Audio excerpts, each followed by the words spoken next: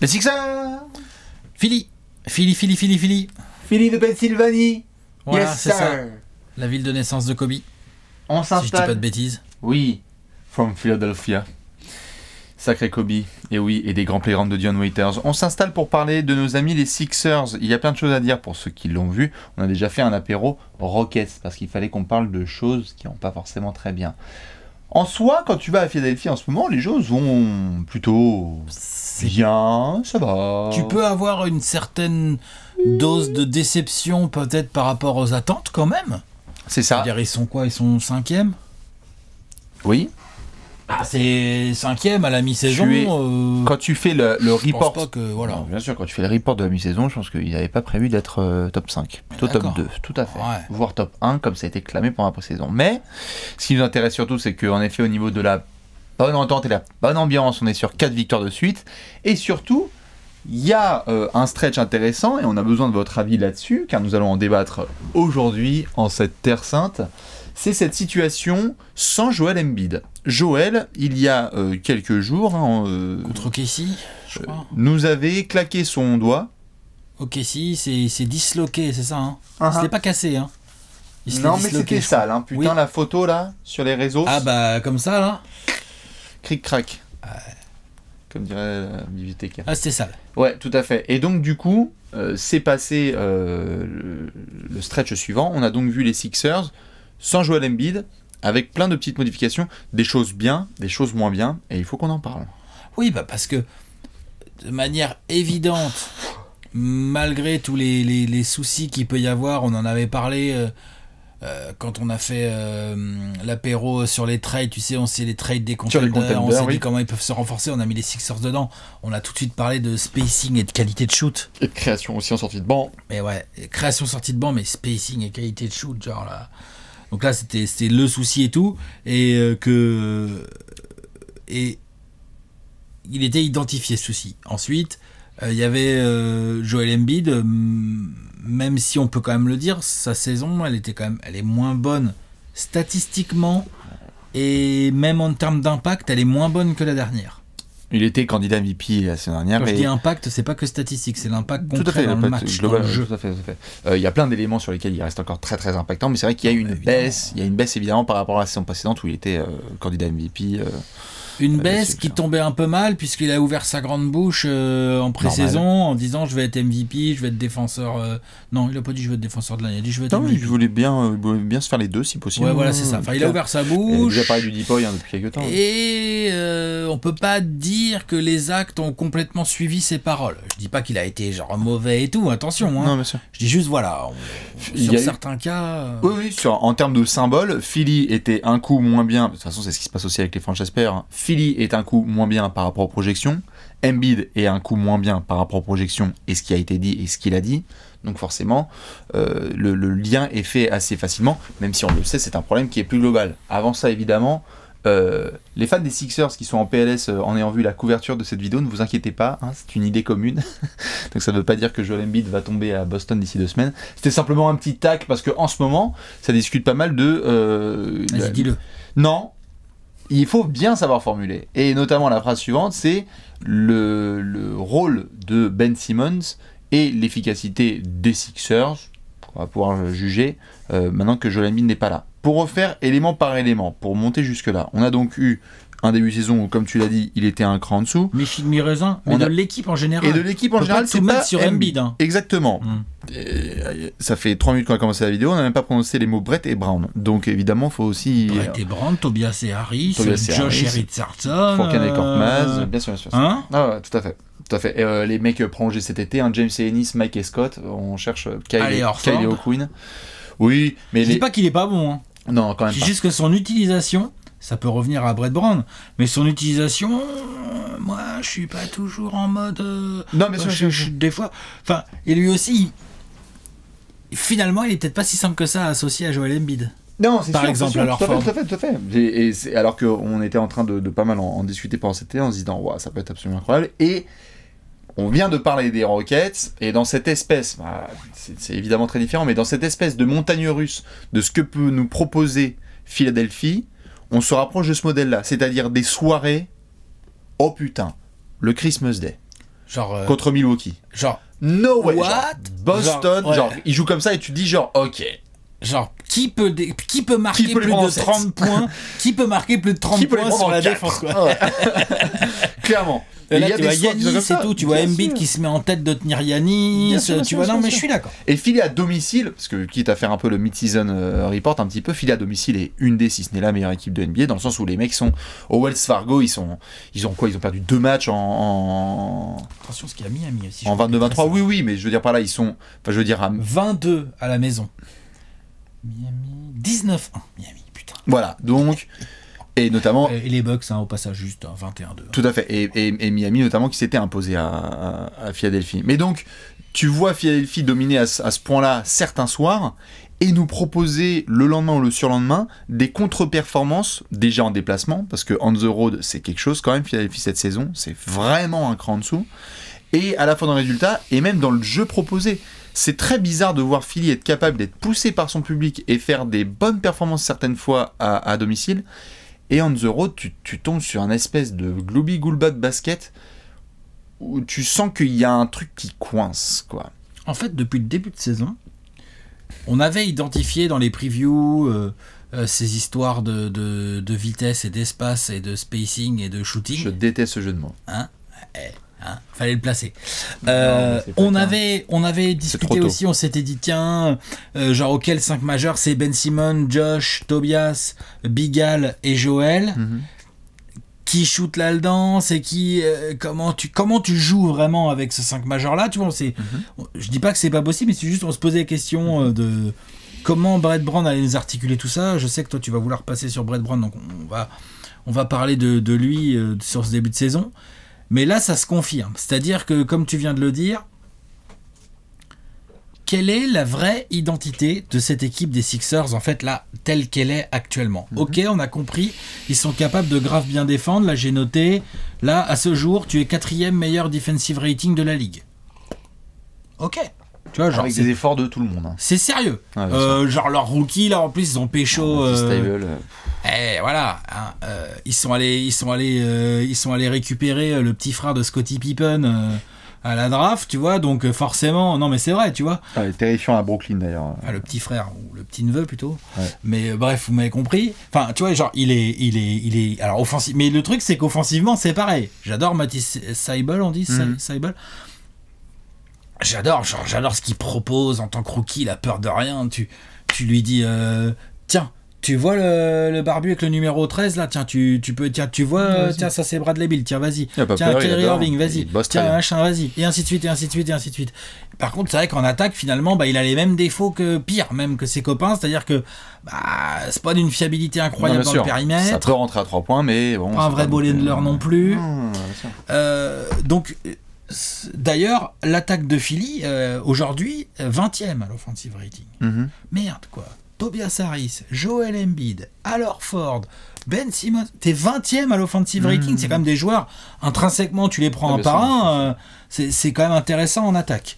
Donc du coup, on va parler de Brett Brown, mais du coup la question que moi je me pose, c'est est-ce que Philly peut vraiment se créer une identité de jeu dans la durée avec ce groupe ?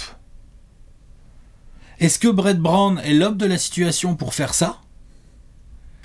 Et est-ce que Elton Brand, ne pas confondre avec Brett Brown, est-ce que Elton Brand va pas encore craquer et, comme l'année dernière, en fait, faire péter son roster en se disant bon allez, ça marche pas comme je... Alors, pas avant le 6 février, bien sûr.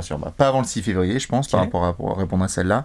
Je pense que les Sixers, on l'a vu sur de nombreuses rumeurs, les Sixers sont sur de nombreuses rumeurs, notamment pour un point précis, c'est que quand tu regardes l'apport en sortie de banc, on peut parler des rotations de Brett Brown, mais les paris qui ont été faits sur James Ennis, Mike Scott, Kyle O'Quinn ne sont pour le moment pas très pertinents. Preuve étant, les deux mecs qui ont apporté le plus de punch en début de saison en sortie de banc, c'est Furkan Korkmaz et Matisse Thybulle. Et donc du coup... Les minots. Donc du coup c'est un peu compliqué si ça a été notamment l'argent que tu as dépensé. Donc du coup on a vu des rumeurs sur du Derrick Rose, on a vu d'autres mecs qui se sont pointés dans les rumeurs, on se dit genre ok Philly va être dedans parce qu'ils le savent que certains soirs ils peuvent bien jouer donc ils ont besoin de ça. Je pense que le 5 va pas évidemment être chamboulé. Là où je te rejoins c'est Et c'est ça qui est intéressant avec ces 2 semaines là, qu'on voit sans Joel Embiid et avec un Ben Simmons dans un nouveau rôle, parce qu'on l'a vu jouer plusieurs postes. C'est que tous les postes, tu veux dire? Ouais, totalement. C'est ce que tu veux dire? Non mais c'est que là, on va voir ce qui se passe sur ces playoffs, mais tu as la sensation quand même que sur ces playoffs-là va être jugée aussi cette entente Embiid-Simmons, et si ça ne marche pas, il pourrait y avoir de la pression sur le fait de breaker un peu ça, quoi. L'entente Embiid-Simmons, la capacité de Brett Brown à en faire quelque chose. Ouais. Mais toute la question que je me pose moi, c'est Brett Brown ou un autre. Brett Brown, je porte pas plus que ça dans mon cœur, mais je trouve qu'il a montré, notamment pendant les playoffs l'année dernière, moi je déteste pas ces playoffs. Je déteste pas les choix qu'il a fait et tout. Je trouve qu'il a su s'adapter à un effectif qui a pas mal bougé pendant la saison et tout machin. Là, sur le début de saison, on voit bien il a du mal à construire une identité de jeu. Et du coup... Il a les couilles de foot des rookies devant les vétérans et ça porte ses fruits. Exactement, je te dis. Genre, il a du mal à construire une identité de jeu, mais je suis pas forcément en train de critiquer fondamentalement ses choix. Je pense qu'il a un problème plus profond, qui est que ces 2 stars, qui sont des all-stars, bah moi, je suis pas persuadé de leur compatibilité. Voilà. Et attention, doucement, les fans des Sixers, là, parce que là, je sens qu'il y a des gens qui sont déjà en train de googler l'adresse du studio pour venir débattre. Alexandre Martin, cette pute. Ouais, non, vas-y. ce que je veux dire par là, c'est que aujourd'hui, tu as une équipe des Sixers qui joue très défensif, enfin qui est très solide défensivement, et ça fonctionne bien avec notre ami Joel Embiid. Ah bah c'est le trompe pas mais encore, ça fonctionne bien aussi avec Ben Simmons. Il défend super bien aussi. Le niveau d'intimidation est différent, mais ça défend très bien. Mais sur demi-terrain, je veux dire, ce sont 2 joueurs, ça joue, quoi, ça défend. Moi, ce que je critique vraiment plus, c'est que l'attaque, là pour le coup, la pace à laquelle joue Philadelphie, c'est-à-dire une pace pas très rapide. Un peu average, un peu en dessous de l'average même, je pense. Enfin, il faudrait regarder les stats exactes, je les ai pas. Et ce que ça propose comme philosophie de jeu offensif d'une manière générale convient plus à Embiid et plus difficile à exploiter, je trouve, pour Ben Simmons. Ouais. Ou alors, quand Ben Simmons veut exploiter son potentiel, bah, le fait d'avoir Embiid, c'est compliqué à utiliser. Je m'explique dans des situations plus simples. J'ai souvent dit, Embiid, il shoot 3 points, machin et tout. En même temps, le fait qu'il fasse ça écarte un poil les défenses, et du coup, ça peut laisser des espaces à des gars comme Ben Simmons, qui lui adore attaquer le cercle. Mais le point fort de Joel Embiid, merde quoi, c'est d'être servi au poste. Oui.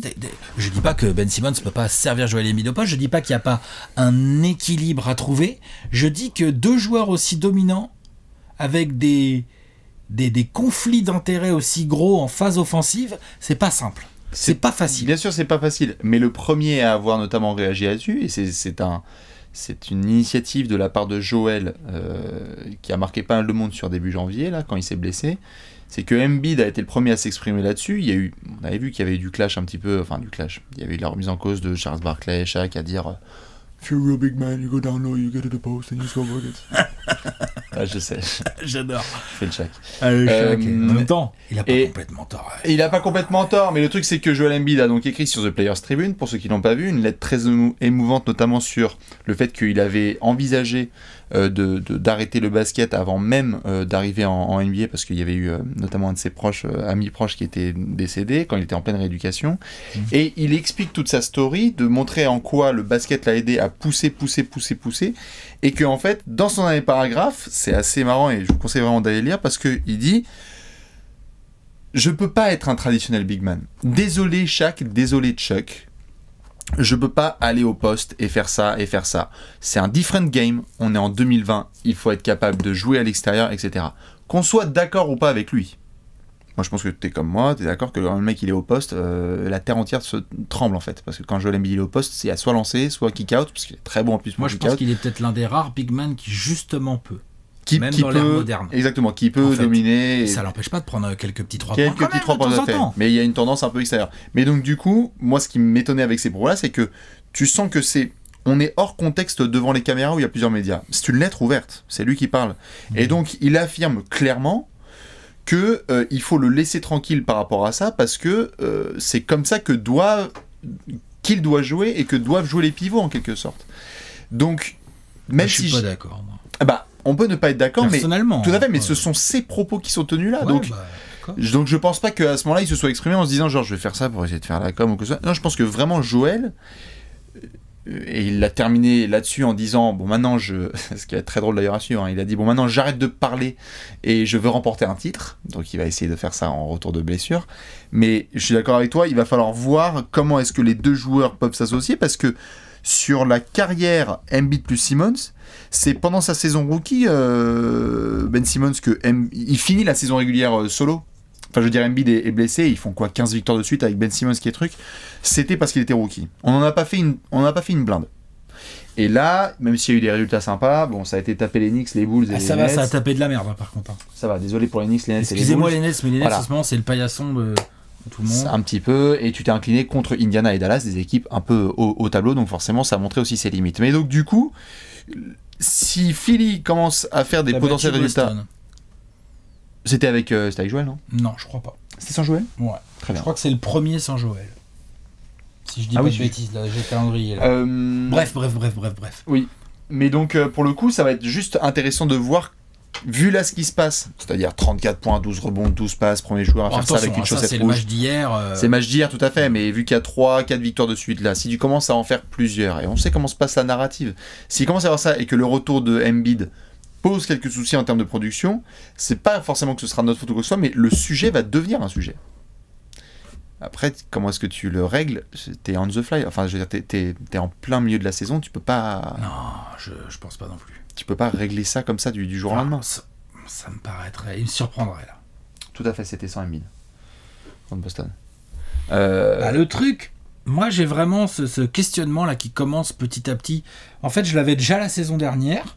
Mais bon, Philly a quand même fait une bonne saison, et puis même s'ils ont perdu contre les Raptors, moi je trouve que cette série de playoffs où malheureusement pour eux, Embiid il a la chiasse pendant un match sur deux ou quoi, enfin tu vois, genre il est pas à 100% Embiid contre les Raptors, hein, on peut le dire. Alors c'est vrai que Marc Gasol il est pas pour rien non plus, tu vois, non mais évidemment, mais du coup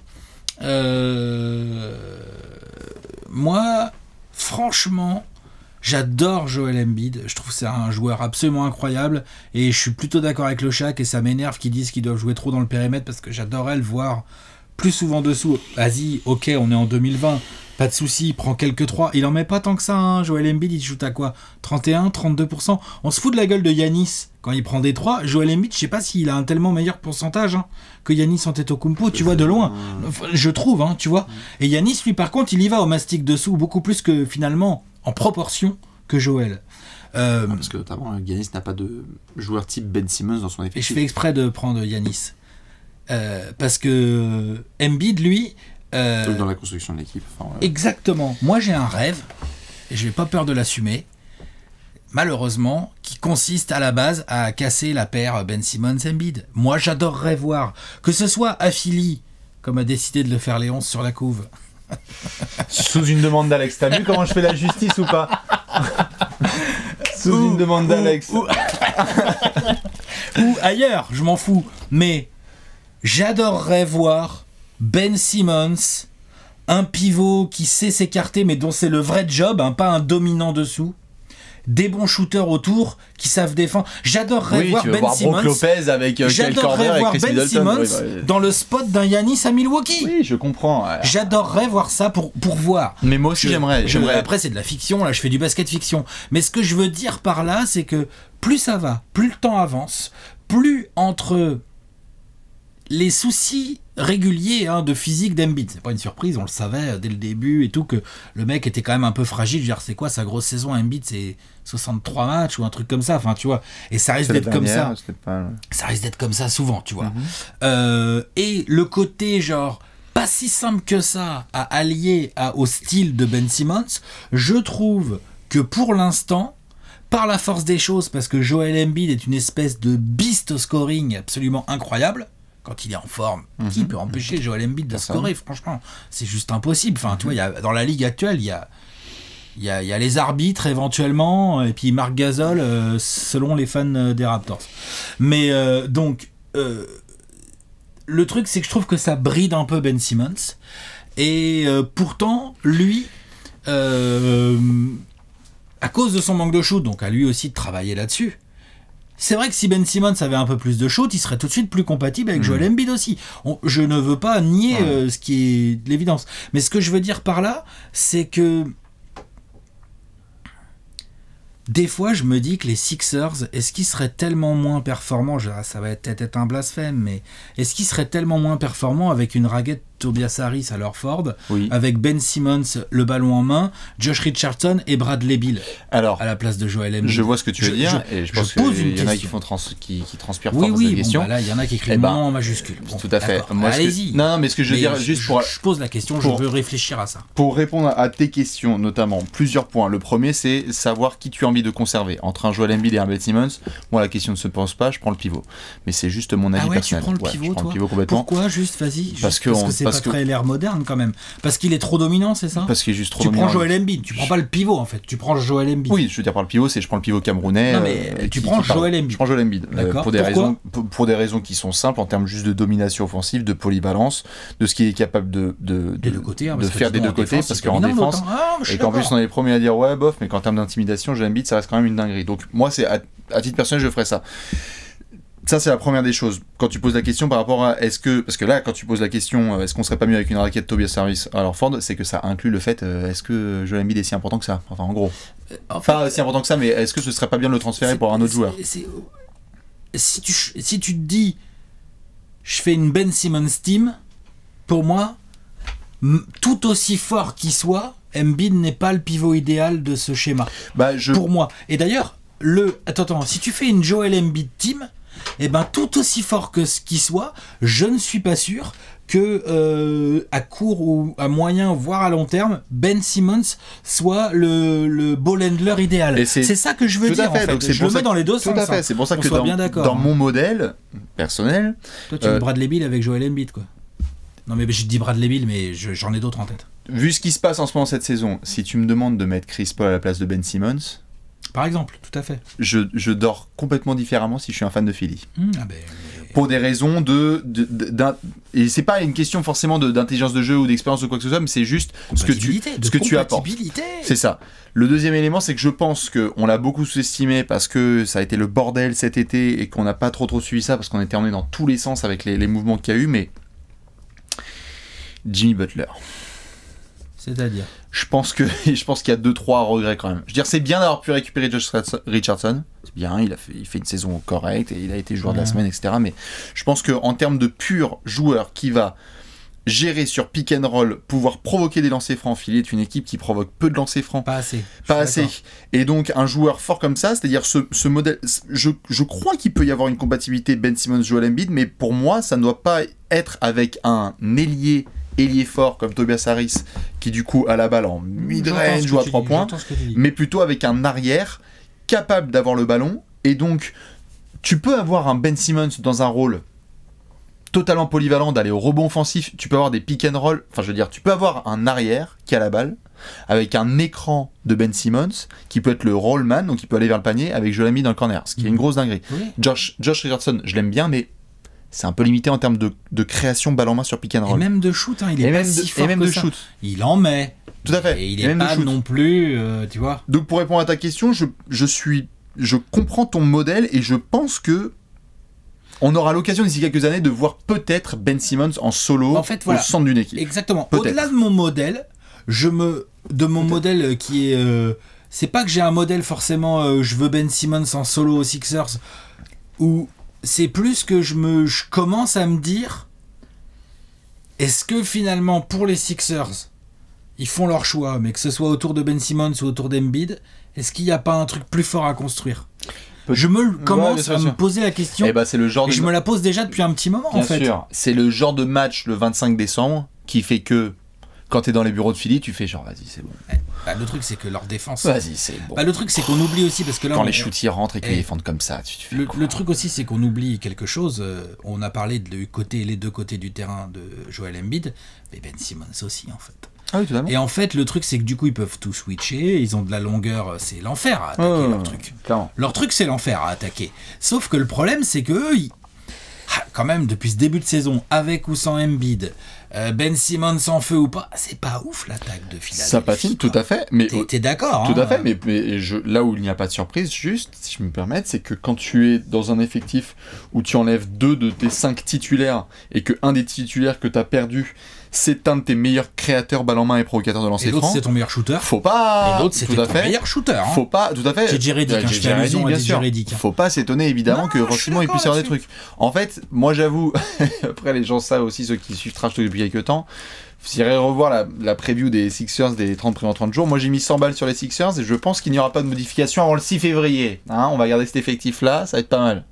Parce que j'ai pas forcément envie trop qu'il y ait de grandes modifications. Je pense que cette équipe, sur cette match, avec son expérience et sa polyvalence défensive, peut trouver des règles. Mais là où je te suis totalement, c'est que un mec comme Ben Simmons, là, qui est en train de construire... Gâchis, là. Je sais pas pour le gâchis. Gâchis, c'est un grand mot. C'est trop dur. Petit côté... Il est en train de construire sa marque. Il est en train de voir ce qui se passe. Et quand il fait ce genre de game et qu'il voit à quel point il peut monter dans l'élite des joueurs NBA dans ce cas-là, je pense qu'il n'a pas envie d'être juste le bras droit d'eux. Clairement pas. Et je pense qu'il a les moyens de ne pas l'être. Oui, voilà, totalement. Je le pense vraiment. Bah, s'il en est là au bout de 3 saisons. Ce qui monte des deux côtés du terrain. Parce que c'est sa 3e saison ? Ouais. Ce qui monte des... Ouais. Ce qui monte des deux côtés du terrain et ce qui monte en termes de... Je veux dire, Ben Simmons, quand il est sur le terrain, c'est souvent le joueur le plus fort du match. Tu vois, balle en main. C'est le joueur qui dicte le rythme. C'est-à-dire ? Bah, je veux dire par là, genre, il crève l'écran, quoi, Ben Simmons, dans plein de situations. Il défend dur, il défend sur l'homme, il prend des rebonds, il monte les balles, il les lâche bien, il va au cercle, il provoque des fautes. Alors malheureusement, il met un lancer sur 2 et encore je suis gentil. Enfin, tu vois, genre, ce que je veux dire par là, c'est que... Les montagnes russes un peu en termes d'impact, mais ouais, mais dès que tu joues dans le style que pour moi il doit pratiquer et qui correspond grave à la NBA actuelle, c'est-à-dire une pace assez élevée où tu dictes ton rythme avec ton ball handler qui est Ben Simmons, dès que tu joues comme ça, franchement, il est très compliqué. Non, mais bien sûr, tu peux envisager un modèle, c'est pour ça à la Bucks, c'est te dire, vas-y, c'est parti, on va foutre des snipers autour de Ben Simmons. Honnêtement. Et voir ce qui se passe. Eric Bledsoe, Chris Middleton, c'est qui ? Wes Matthews, Brook Lopez et donc Ben Simmons à la place de Giannis. Attention, hein, je suis pas en train de dire que Ben Simmons est plus fort ou que Giannis. C'est très chaud dans cet apéro-là. Mais oui, écoute, on y va. Je pense que c'est une configuration que tu peux reproduire en NBA avec d'autres joueurs et tout, et qui peut fonctionner et de manière très très très forte en fait. Je pense qu'on est d'accord là-dessus quand nous on prend des Lego et qu'on s'amuse un peu à le faire de notre côté, mais ce qu'il faut pas, je pense, oublier, c'est qu'à Philly, les mecs, comment ils voient leur construction aussi, c'est que ils ont tellement... Je dis pas que c'est des pauvres martyrs qui en ont chié pendant etc. Mais ils sont passés par un chemin tellement sombre. Ouais, le process. Ils sont passés par un chemin tellement sombre qui est symbolisé quand même par un mec que si tu leur coupes là prochainement un mec comme Embiid. Non mais attends. Non mais attends, parce que là je sais que tout ça... Je ne dis pas qu'il faut trader Joel Embiid, je ne dis pas ça. Okay. Je dis que je commence à me poser des questions sur la compatibilité réelle de Ben Simmons et de Joel Embiid en termes de mentalité, en termes de genre les deux, c'est un peu des alphas quand même les deux dans le profil, non ? Ou c'est moi ? Oui, tout à fait. Toi-même, tu dis toujours que 2 alphas, c'est pas toujours facile à faire cohabiter. Oui, c'est clairement Joël le... Et ensuite, dans le côté... quel est le vrai leader technique de cette équipe ? Si tu veux que ce soit Ben Simmons, tu joues pas de la même manière que si tu veux que ce soit Embiid. Et le leader technique, c'est Joel Embiid aujourd'hui. Il n'y a pas photo en attaque. Enfin, des fois, si, il y a photo, parce qu'il y a des matchs où Ben Simmons, il est tellement en feu qu'il est inarrêtable, mais dans l'absolu, sur la longueur... Non, c'est Joel, terminé. Et Joel, point barre. Tu vois, et je le dis. Bien sûr. Mais je pense que du coup, Ben Simmons, il y a un côté bridé. Tu vois, il y a un côté genre, il joue dans une pace relativement lente par rapport à ce qu'il devrait faire. Mais genre, tout à fait. Mais les Sixers devraient jouer plus vite s'ils jouaient vraiment pour Ben Simmons. Mais tu peux peut-être blow out des putains d'équipes en fait en faisant des rotations. Et je dis pas qu'il faut faire du binaire parce qu'on a toujours été les premiers à dire genre non, on n'a pas envie de ça, on n'a pas envie de ça. Mais peut-être que tu peux aussi commencer les matchs gentiment avec du full Embiid en lui donnant des ballons, en le nourrissant pour qu'il puisse avoir ses shoots, etc. Hein ? Non, absolument pas. C'est qu'à partir du moment où tu dois faire attention à Embiid et où tu dois gérer son temps de jeu. C'est clair que Ben Simmons là-dessus est plus solide aussi, par contre. Il est plus solide. Donc quand il y a Joel Embiid par exemple qui va se reposer, Ben Let's go. Alors là, vas-y, full Ben Simmons time. Tu y vas, et quand Joel y revient, vas-y, repose Ben, et à ce moment-là, il faudrait ces espèces de joueurs qui peuvent être compatibles aussi avec Embiid. Parce que tu parlais du modèle là, avec Ben Simmons, où il y a des snipers autour. Putain, Joel Embiid au poste avec des snipers autour de lui. Bien sûr. Ou avec un ball handler. Ou avec un ball handler qui a plus de shoot. Bah, Butler, quoi. Non, mais t'en parlais tout à l'heure. C'est pour ça je pense qu'il y a un peu de regret. Je pense qu'il y a un peu de regret et que tout sympathique que soit Josh Hudson, tout sympathique que soit Tobias Harris et Al Horford et Furkan Korkmaz et Matisse Thybulle, etc. La simple perspective pour eux de pouvoir récupérer un mec comme Derrick Rose, ça leur fout une trique monumentale. Donc, parce qu'ils se disent genre waouh, incroyable, un mec qui peut provoquer des lancers. On touche à rien, on essaye de choper le petit gars à la Derrick Rose ou à je ne sais quel autre gars qui pourrait être dispo là dans les 2 semaines à venir pour avoir la petite option de plus qui fait du bien, quoi. Ouais, je fais le tour. Tu cherches des noms, pardon, je me demandais ce que tu faisais. Tyler Johnson? Non, c'est pas assez ça. Tyler Johnson? En plus, il n'y a pas de souci, les gars. Il n'y a aucun souci. C'était la pire phrase à faire. Il n'y a pas de souci. Ça part tout de suite. Contre rien, même, si vous voulez. Bertans, mais bon, Washington m'a demandé. Non, il faut plus un ball handler qu'un shooter. Oui, mais pour déjà régler pas mal. Et après, du shoot, ça serait bien aussi. Hein. C'est vrai que du coup, tu cumules quand même 2 problèmes que Butler ne réglait pas vraiment. Il réglait pas vraiment le problème du spacing. Markel Fultz. Mais n'empêche que. Non, mais quand tu vois ce qu'il fait à Orlando, tu serais pas mécontent d'avoir ça dans l'équipe, non? Ou c'est moi? Vas-y, continue. Non. Si, mais après c'est l'histoire, ça, c'est les what if. Hein. Bien sûr, c'est du what if. Ouais. Je sais pas, mais en tout cas, je trouve qu'il y a un petit truc dans cette équipe de Philly depuis le début de saison. Il y a un petit truc qui me gratte. D'abord, il y a cette histoire de compatibilité. Après, là, sans Embiid, ok, ça joue pas des grosses équipes. Bah, mine de rien, 7 matchs, t'en as gagné 5. Oui. C'est un meilleur rythme que le rythme sur lequel ils sont depuis le début de saison. Après, c'était pas un gros calendrier. Hein, donc, après, Embiid, il en a encore pour combien de temps, on sait ou pas exactement? Là, il doit revenir sous bientôt, une semaine, 2 semaines. Okay. Je pense qu'ils vont prendre le temps jusqu'au All-Star break. Ils vont trop le temps de se rendre compte. Non, ils vont attendre le break. Mais c'est quelque chose qu'il va falloir surveiller. Tout à fait. L'épanouissement de Joel Embiid, est-ce qu'il est capable de retrouver son niveau de l'année dernière? Bien sûr. Et l'épanouissement de Ben Simmons, est-ce qu'il est capable de progresser, c'est-à-dire de continuer à tourner en pas loin du triple-double de moyenne? Oh, j'exagère un peu, mais il n'est pas si loin que ça. Donc, c'est-à-dire complètement all-around et de faire de tout en s'épanouissant. Et comme tu disais, peut-être que ça doit passer par Brett Brown aussi, qui doit modifier un peu ses tableaux de rotation, qui doit optimiser au maximum l'effectif qu'il a dans les mains. Mais je trouve qu'il est quand même pas... Enfin, ça va pas être simple. Non, ça c'est sûr. 3 petites notes pour terminer là-dessus. La première, pour ceux qui ne l'ont pas noté, Sixers-Lakers, ou plutôt, Sixers-Lakers. C'est ce samedi, ou plutôt vendredi soir, à 2h30 du matin. Ça se regarde. Bien sûr. Sixers-Lakers, surtout que le match d'avant, c'est Sixers-Raptors, donc Marc Gasol, Joel Embiid. Ah bah non, putain, du coup, vu qu'il n'y aura pas Joel. Mais bon, il y aura un petit Sixers avec, notamment face aux Lakers, donc ce sera plutôt Ben Simmons, LeBron, etc., et voir comment ils s'ajustent collectivement. Le retour de Embiid, évidemment, à surveiller.